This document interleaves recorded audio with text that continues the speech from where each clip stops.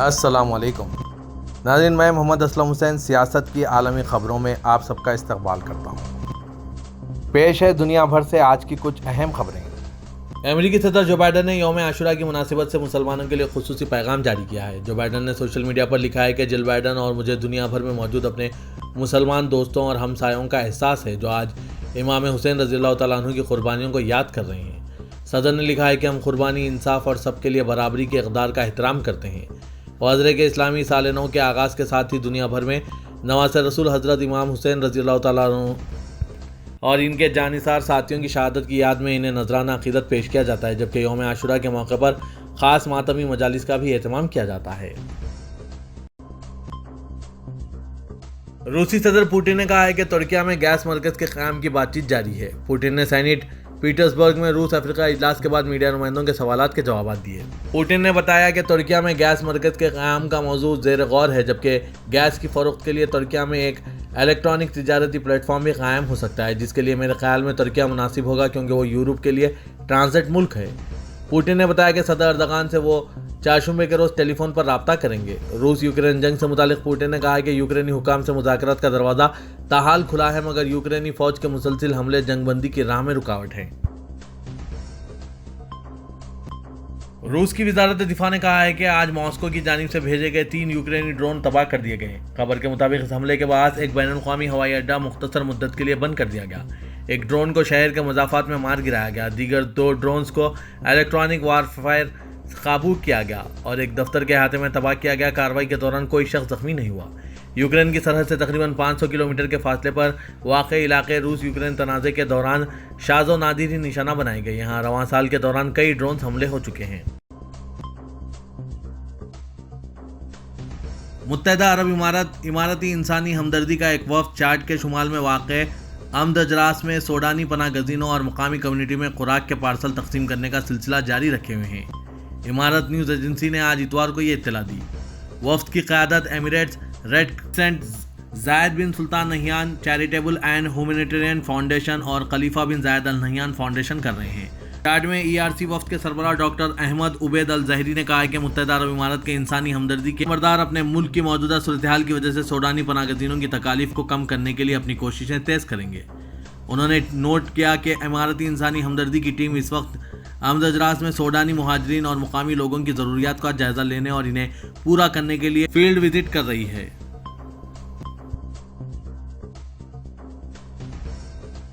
عراق اور کویت خلیج کے متنازع سمندری علاقے سمیت اپنی سرحدوں کی حد بندی کے بارے میں ایک حتمی معاہدے تک پہنچنے کے لیے کام کریں گے۔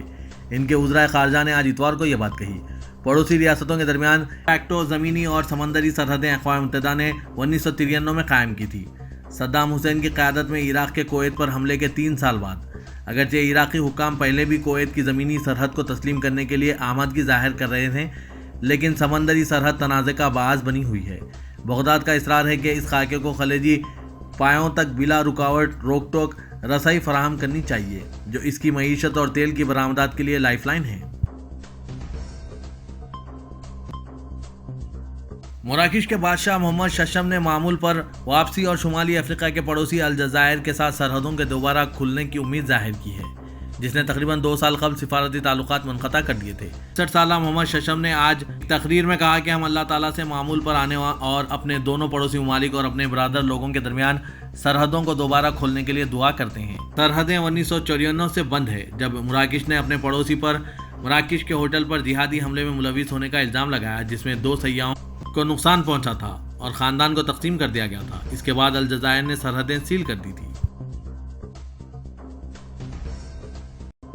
سعودی شہری مقیم غیر ملکی قدیم تاریخ اور سیاحت کے شائقین سعودی عرب کے شمالی حدود ریجن کے ہزاروں سال پرانی تاریخ کے کھنڈر اور آثار دیکھنے کے لیے لوختہ قریہ پہنچ رہے ہیں۔ سرکاری خبررساں ادارے SPA کے مطابق تاریخی خوریہ لوختہ شمالی حدود ریجن کی رفح کمشنری کے مغرب میں 100 کلومیٹر کے فاصلے پر واقع ہے۔ یہ شمالی سعودی عرب کا قدیم ترین حصہ ہے۔ اس کی تاریخ ہزاروں سال پرانی ہے۔ اس کے کھنڈر آج تک محفوظ ہیں۔ یہاں ایک زمانے میں بڑی آبادی رہتی تھی۔ میٹھا پانی کافی مقدار میں تھا۔ تاجروں کے قافلے یہاں آ کر سامان کا تبادلہ کرتے تھے۔ یہاں نشیبی علاقے میں 300 کنویں ہوا کرتے تھے۔ بعض کنویں چٹانوں میں بنائے گئے تھے اور وہ 30 میٹر تک گہرے تھے۔ سعودی وزیر خارجہ شہزادہ فیصل بن فرحان سے سوڈانی عبوری کونسل کے صدر جنرل عبدالفتاح البرہان نے رابطہ کیا۔ سعودی پریس ایجنسی کے مطابق ٹیلی فونک رابطے کے دوران سوڈان کی تازہ ترین صورتحال پر تبادلہ خیال کیا گیا۔ سعودی وزیر خارجہ نے سوڈان میں انسانی امداد کی بحالی اور امدادی ٹیموں کے تحفظ کی اہمیت پر زور دیا۔ شہزادہ فیصل بن فرحان نے سعودی عرب کے اصولی مطالبے کا اعادہ کرتے ہوئے متحرک گروپوں کو افہام و تفہیم سے مسائل حل کرنے اور قومی مصلحت کو غالب کرنے پر بھی زور دیا۔ سعودی محکمہ ٹریفک نے کہا ہے کہ آج اتوار کو گاڑیوں کی نمایاں نمبر پلیٹس کی نیلامی منعقد کی گئی۔ سبق ویب سائٹ کے مطابق محکمہ نے کہا ہے کہ نیلامی ابشر پورٹل کے ذریعے آن لائن کی گئی۔ محکمہ ٹریفک نے کہا ہے کہ نمایاں نمبر پلیٹس کی نیلامی کل پیر تک جاری رہے گی۔ نیلامی میں سعودی شہریوں سمیت مقیم غیر ملکی بھی حصہ لے رہے ہیں اور اپنی پسند کا نمبر پلیٹ خرید سکتے ہیں۔ ہندوستان کے مرکزی وزیر داخلہ امت شاہ نے کہا کہ جب پاکستان نے 2019 میں اوڑی اور پلوامہ میں ہندوستانی فوجیوں پر حملہ کیا تو وہ بھول گئے کہ نریندر مودی وزیر اعظم تھے، جنہوں نے UAPA کے دور میں موئینی بابا کے نرم رد عمل کے برعکس سرجیکل اسٹرائیک کے ساتھ مناسب جواب دیا۔ دراصل مرکزی وزیر داخلہ امت شاہ پڑوسی ملک پاکستان کا نام لے کر اپوزیشن پر حملہ آور ہو رہے تھے۔ انہوں نے کہا کہ اوڑی اور پلوامہ میں پاکستانیوں نے فوج اور CRPF پر حملہ کیا تھا، لیکن وہ بھول گئے کہ UAPA حکومت اقتدار میں نہیں ہے، یہ BJP کی حکومت ہے اور مونی بابا یعنی منموہن سنگھ نہیں بلکہ نریندر مودی وزیر اعظم ہیں۔ یورپی یونین ایویشن سیفٹی ایجنسی نے یورپین ایئر لائنز کو ہدایت جاری کی ہے کہ وہ پاکستان کے شہر لاہور اور کراچی کے اوپر سے پرواز میں احتیاط برتیں۔